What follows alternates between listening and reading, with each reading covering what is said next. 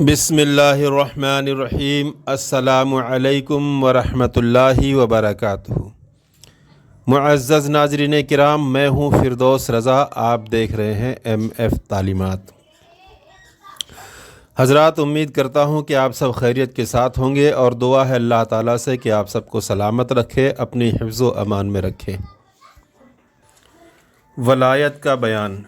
वली किसको कहते हैं और औलिया अल्लाह का इल्म और कुदरत क्या है, पीर में किन बातों का होना ज़रूरी है और तक़लीद किसको कहते हैं, इन 4 टॉपिक पर मैं आज आपके सामने बात करने वाला हूँ। आपसे गुजारिश है कि इस वीडियो में आखिर तक बने रहें और वीडियो को लाइक ज़रूर कर दें। चैनल पर नए हैं तो सब्सक्राइब कर दें। वली की तारीफ़। वली किसको कहते हैं, वलायत किसको कहते हैं? तो हज़रात मोहतरम, वली वह मोमिन सालेह है जिसको मारिफत व क़ुर्ब इलाही का एक ख़ास दर्जा मिला होता है। अक्सर शरीयत के मुताबिक रियाज़त व इबादत करने के बाद वलायत का दर्जा मिलता है। आजकल के जो ढोंगी बाबा होते हैं जिनका शरीयत से कोई वास्ता नहीं होता और ऐसा दिखाने की कोशिश करते हैं कि लोग उनको बहुत बड़ा वली माने, इस तरह वो लोगों के सामने पेश आते हैं जबकि उनका शरीयत से कोई वास्ता नहीं होता। तो जान लें कि शरीयत के मुताबिक रियाज़त और इबादत करने के बाद ही वलायत का दर्जा मिलता है और कभी इब्तिदान बिला रियाज़त व मुजाहिदा भी मिल जाता है। बाज़ औक़ात तमाम औलिया में सबसे बड़ा दर्जा हज़रात खुलफ़ाए अरबिया का है। औलिया हर ज़माने में होते हैं, यानी औलिया अल्लाह जो है ये हर ज़माने में मौजूद होते हैं और क़यामत तक होते भी रहेंगे, लेकिन इनको पहचान पाना ये आसान नहीं है। हम लोगों के बस की बात नहीं है कि हम उन्हें पहचान लें। हज़रात औलिया किराम को अल्लाह ताला ने बड़ी ताकत दे रखी है।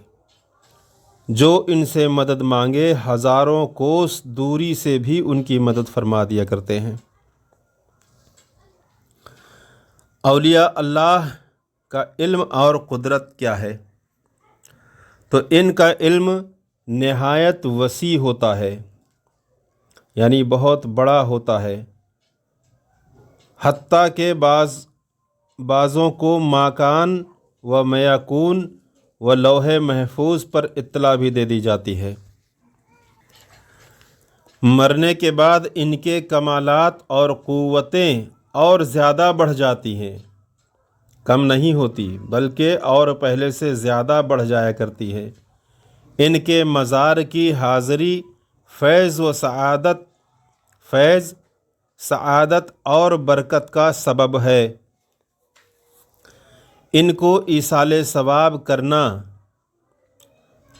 अम्र मुस्तहब है और बाइसे बरकत है।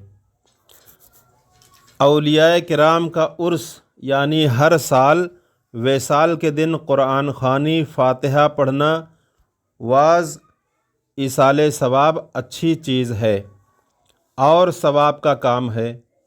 रही बात नाजायज़ काम जैसे नाच, रंग, खेल, तमाशा, तो वो हर हालत में बुरा काम है, मज़मूम है।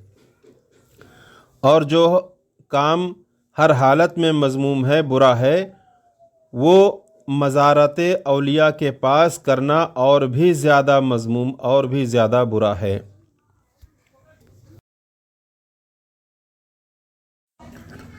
पीर के अंदर कितनी बातों का होना ज़रूरी है?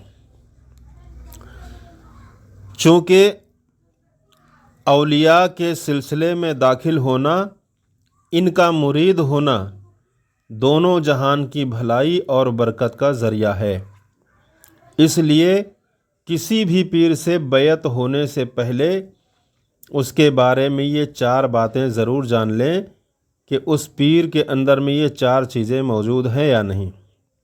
نمبر 1، سنی صحیح العقیدہ ہے کہ نہیں۔ اگر وہ پیر سنی صحیح العقیدہ ہے تب تو دونوں جہان کی بھلائی ہے، اور اگر وہ سنی صحیح العقیدہ نہیں تو ایمان بھی ہاتھ سے چلا جائے گا۔ نمبر 2، اتنا علم تو اس کو ضرور ہونا چاہیے کہ اپنی ضرورت کے جو مسائل ہیں وہ کتابوں سے نکال لے، نہیں تو حرام اور حلال، جائز اور ناجائز کا فرق نہیں کر سکے گا۔ اتنا علم تو ہونا ہی چاہیے۔ نمبر 3، فاسق معلن نہ ہو۔ فاسق معلن کا معنی یہ ہے کہ جو انسان اعلانیہ گناہ کرتا ہو، جیسے نماز نہ پڑھتا ہو، نماز کے وقت گھومتا رہے، چہرے پہ داڑھی نہ ہو، سنت کے لباس نہ ہو، یعنی جو کام گناہ ہے وہ کھلم کھلا کرتا ہو، اس کو کہتے ہیں فاسق معلن۔ تو فاسق معلن نہ ہو، اس لیے کہ فاسق معلن کی توہین واجب ہے، اور جس سے آپ مرید ہونے جا رہے ہیں پیر کی تعظیم کرنا ضروری ہے۔ تو یہ دونوں چیزیں ایک ساتھ نہیں ہو سکتی، اس لیے پہلے یہ جاننا ضروری ہے کہ وہ پیر کہیں فاسق معلن تو نہیں، اس لیے کہ فاسق اگر ہوگا تو پھر اس کی تعظیم جائز نہیں ہوگی کرنا۔ تو فاسق معلن نہ ہو کہ فاسق کی توہین واجب ہے اور پیر کی تعظیم ضروری ہے۔ نمبر 4، اس کا سلسلہ نبی اکرم صلی اللہ علیہ وسلم تک متصل ہو، ورنہ اوپر سے فیض نہیں پہنچے گا۔ اور تقلید کس کو کہتے ہیں؟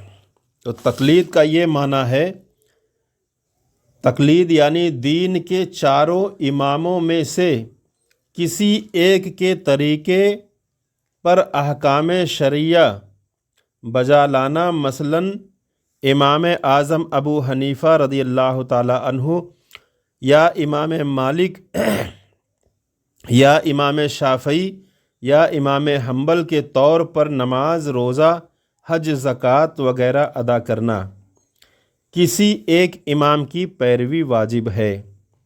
یعنی ان 4 اماموں میں سے کسی ایک امام کی پیروی کرنا واجب ہے، اسی کو تقلید شخصی کہتے ہیں۔ ان اماموں نے اپنی طرف سے کوئی مسئلہ گڑھا نہیں ہے، بلکہ جو بات قرآن و حدیث میں ہے وہی سمجھایا، قرآن و حدیث کا مطلب صاف صاف بیان کیا، جو عام آدمیوں بلکہ عام عالموں کی سمجھ میں بھی نہیں آتی۔ لہٰذا ان اماموں کی پیروی دراصل قرآن و حدیث کی پیروی ہے۔ جو شخص ایک امام کی پیروی کرتا ہے دوسرے امام کی پیروی نہیں کر سکتا۔ مثلاً یہ نہیں ہو سکتا کہ کچھ مسئلوں میں ایک امام کی پیروی کرے اور کچھ مسئلوں میں دوسرے امام کی پیروی کرے، بلکہ تمام مسائل میں ایک کی ہی پیروی کر سکتا ہے۔ ایک امام کی پیروی واجب ہے، اور یہ بھی جائز نہیں کہ حنفی شافعی ہو جائے یا شافعی حنفی ہو جائے، بلکہ جو آج تک جس امام کا مقلد رہا ہو آئندہ بھی اسی کی تقلید کرے۔ اور اب تمام علماء کا اتفاق ہے کہ ان 4 اماموں کے علاوہ کسی اور امام و مجتہد کی تقلید جائز نہیں۔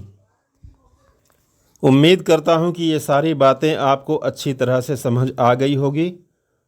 گزارش ہے کہ اس کو زیادہ سے زیادہ لوگوں میں شیئر کر دیں، اور ویڈیو کو اب تک اگر لائک نہیں کیا ہے تو لائک ضرور کر دیں، چینل پر نئے آئے ہیں تو سبسکرائب بھی کر دیں۔ السلام علیکم ورحمۃ اللہ وبرکاتہ۔